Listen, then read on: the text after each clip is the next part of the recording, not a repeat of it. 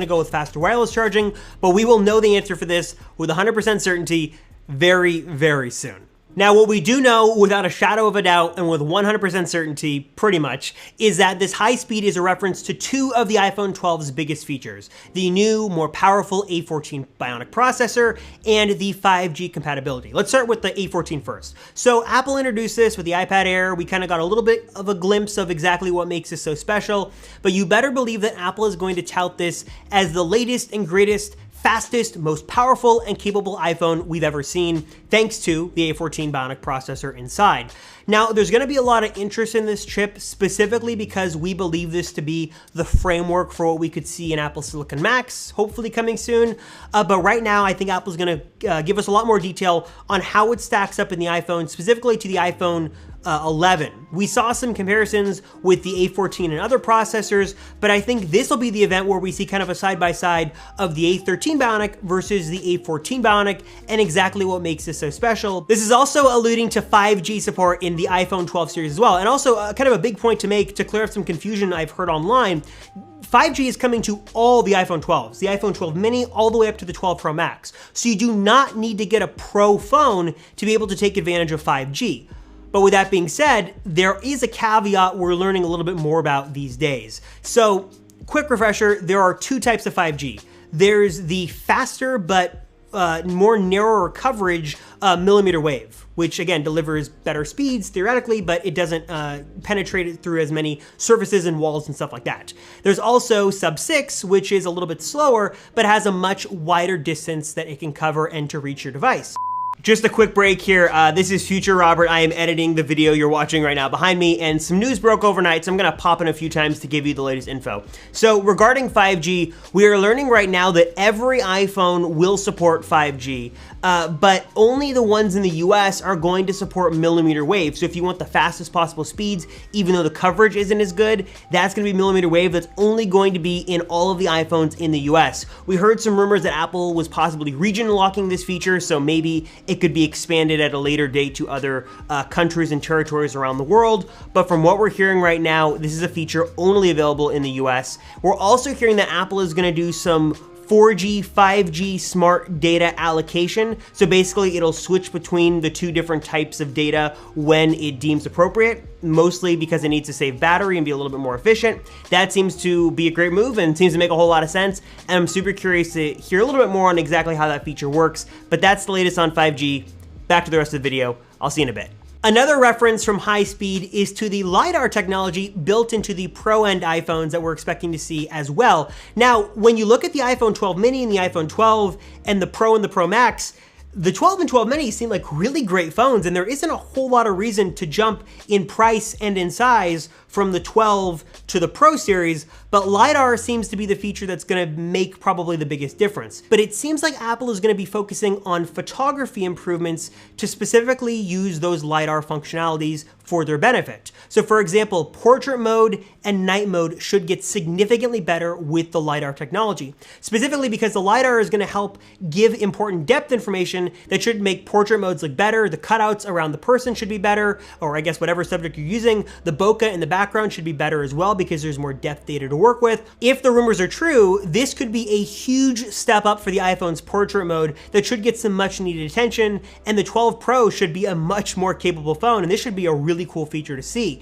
Some more breaking news now. We're hearing from a very credible source that LiDAR is going to be on both the Pro phones. So we heard before the rumor was that it was only going to be on the Pro Max. Now we're hearing both the iPhone 12 Pro and Pro Max will both have LiDAR, and they're going to get some camera upgrades. So we know Smart HDR is getting better, night mode is getting better, as well as Deep Fusion, but we're also hearing that there's going to be some improvements to the telephoto lens. 4x optical zoom is now going to be available on the iPhone 12 Pro, and 5x optical zoom is going to be available on the iPhone 12 Pro Max, and also some other differences that are going to set the two phones apart. So the Pro Max is going to be the only iPhone that's going to have what's rumored to be a 47% larger sensor, and also the ability to have what Apple is supposedly calling this expansive wide-angle lens. We don't exactly know what that means and how that translates into camera features, but that is the kind of the latest and greatest breaking news that we're hearing right now.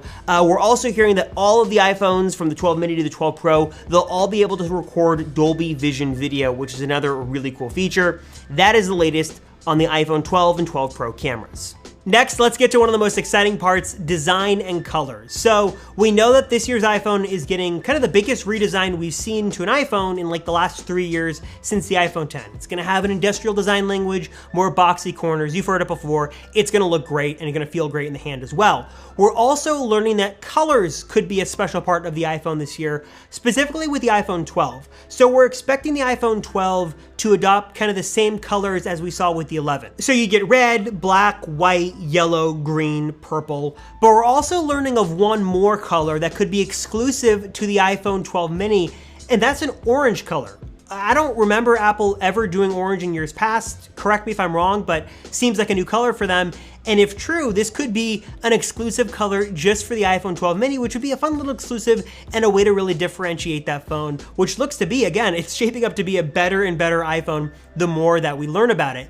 As far as the Pro phones go, it's gonna stay pretty much with what we've seen in years past. You're gonna have space gray, silver, gold, but this year there will not be a midnight green. It looks like Apple is swapping out that color for a new navy blue, deep sea blue color that, if the renders are correct, looks to be a solid offering that looks great.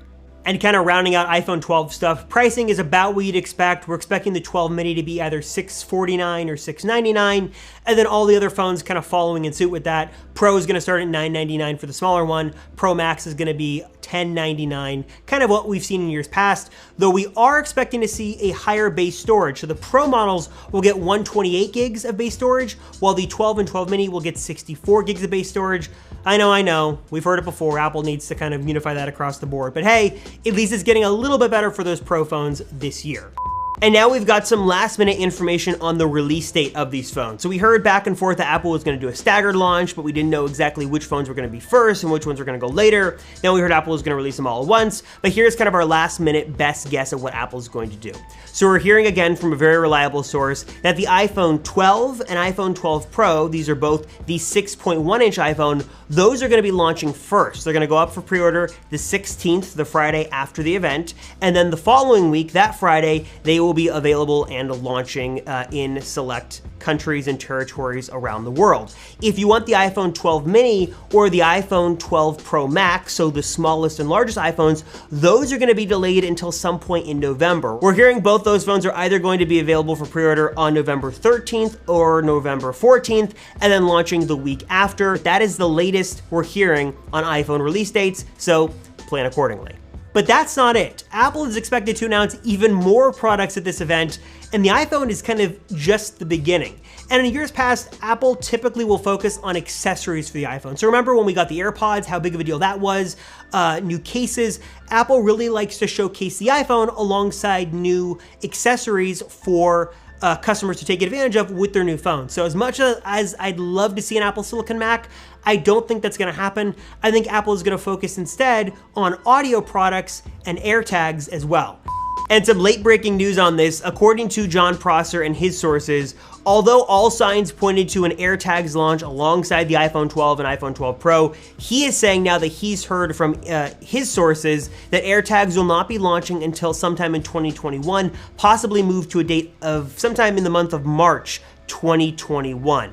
Kind of a sad update and doesn't seem to make a whole lot of sense because they've been delayed so much. This seemed like the perfect opportunity to release this product. It was the perfect complement to the iPhone. Again, we don't know all this for certain, but the rumors have now changed, and now we're hearing this will not be the event, but rather will be launched at a later date next year. Next, Apple's also expected to introduce some big kind of flagship audio products alongside the iPhone 12 as well, starting with the big one being Airpods Studio.